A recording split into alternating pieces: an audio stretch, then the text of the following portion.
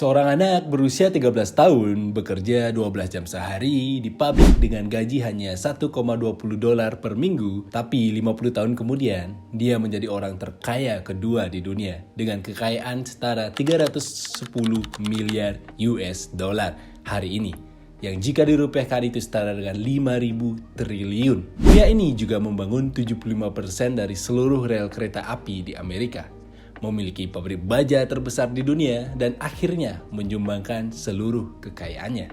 Tapi tunggu dulu, kamu harus tahu kalau dia hampir mati kelaparan di usia 12 tahun.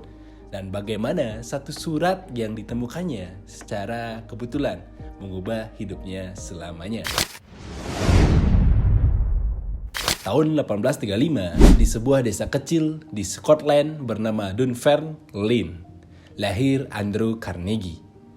Ayahnya seorang penenun kain yang hidupnya hancur ketika mesin industri menggantikan tenaga manusia. Bayangkan saja, profesi yang kamu kuasai bertahun-tahun tiba-tiba jadi usang karena sebuah teknologi baru. Itulah yang terjadi pada keluarga Carnegie. Mereka jatuh miskin dalam semalam. Yang lebih memilukannya lagi, seringkali keluarga ini tidak punya makan untuk dimakan di malam hari. Andrew kecil harus tidur dengan perut kosong dan mendengar ibunya menangis di kamar sebelah. Tahun 1848, dengan modal nekat dan $20 di saku, keluarga Carnegie hijrah ke Amerika. Perjalanan 40 hari di kapal penuh penyakit, tidur berdesakan dengan ratusan imigran lain. Tapi inilah momen yang akan mengubah sejarah dunia. Di Pittsburgh, Andre yang saat itu masih berusia 13 tahun langsung bekerja di pabrik tekstil. Bayangkan anak-anak seusia SMP sudah harus bekerja 12 jam sehari, 6 hari seminggu di lingkungan yang panas, bising, dan berbahaya.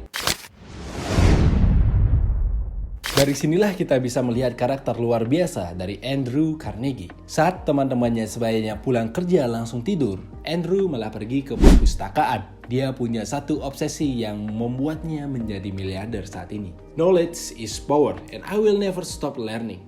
Di setiap malam, Andrew belajar membaca, menulis, dan berhitung. Dia bahkan belajar telegraf, yang dimana di saat itu adalah teknologi komunikasi terbaru saat itu. Titik yang mengubah hidupnya adalah ketika dia dapat pekerjaan sebagai operator telegraf di Pennsylvania Railroad dengan gaji $35 per bulan. Hampir 10 kali lipat dari pekerjaannya sebelumnya. Tapi ini baru permulaan, karena disinilah Andrew belajar rahasia bisnis yang akan membuatnya menguasai Amerika. Bekerja di perusahaan kereta api membuat mata Andrew tentang masa depan Amerika terbuka. Dia melihat bahwa negara ini akan berkembang sangat pesat dan transportasi adalah sebuah kuncinya. Prinsip pertama dari dia adalah always think 10 years ahead. Selalu berpikir 10 tahun ke depan. Di tahun 1856, momen yang mengubah hidup Andrew terjadi. Bosnya menawarkan kesempatan investasi di sebuah perusahaan kereta tidur bernama Woodruff Sleeping Car Company. Masalahnya adalah Andrew harus investasi minimal $500, uang yang tidak dia punya. Gaji setahunnya saja cuma $400. Inilah momen pertama Andrew menggunakan sesuatu yang akan membuatnya sangat legendaris, yaitu leverage.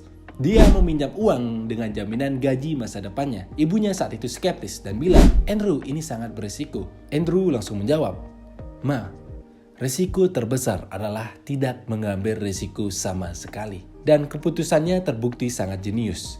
Dalam setahun, investasi $500-nya itu menghasilkan dividen $5.000. Returnnya hampir 10 kali lipat. Dari sini, Andrew belajar prinsip kedua yang akan membuatnya kaya. Prinsip kedua yang akan membuatnya kaya raya.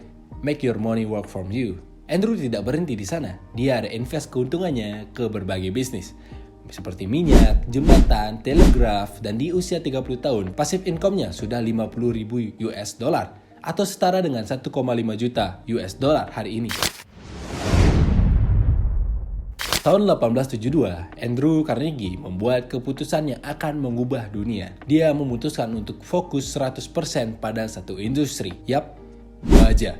Tapi ini bukan baja biasa. Carnegie menemukan teknologi revolusioner bernama Bessemer Project yang bisa memproduksi baja 10 kali lebih cepat dan 5 kali lebih murah.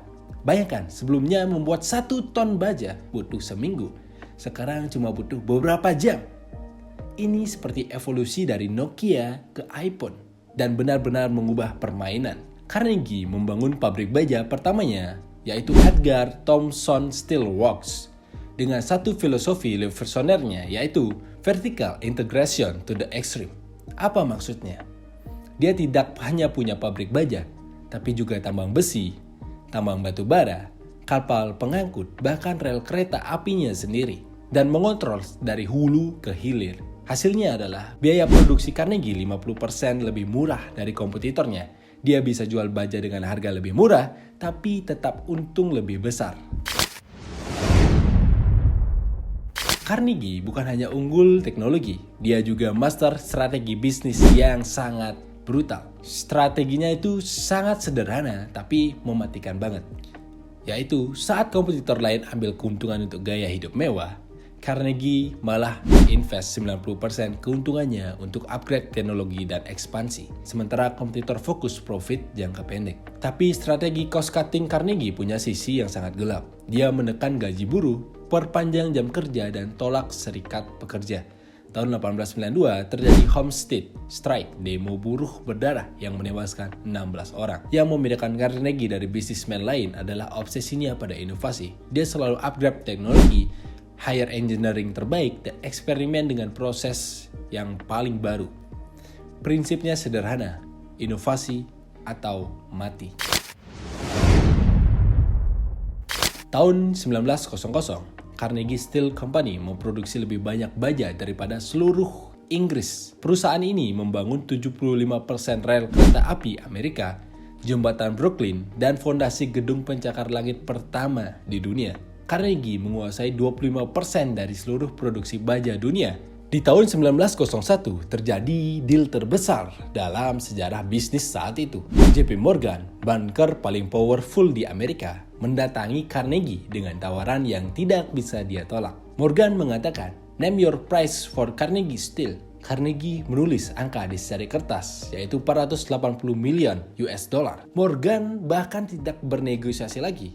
Dia langsung menyetujui harga tersebut. Dengan hanya satu transaksi, Andrew Carnegie menjadi orang terkaya kedua di dunia setelah Rockefeller. Dan kekayaannya setara dengan 310 miliar US dollar hari ini, atau setara dengan 5.000 triliun rupiah. Tapi inilah plot twist terbesar dalam hidup Carnegie. Setelah menjual perusahaannya, dia menulis artikel terkenal berjudul The Gospel of Wealth yang mengubah pandangan dunia tentang kekayaan. The man who is rich is disgrace. Orang yang mati dalam keadaan kaya adalah sebuah aib.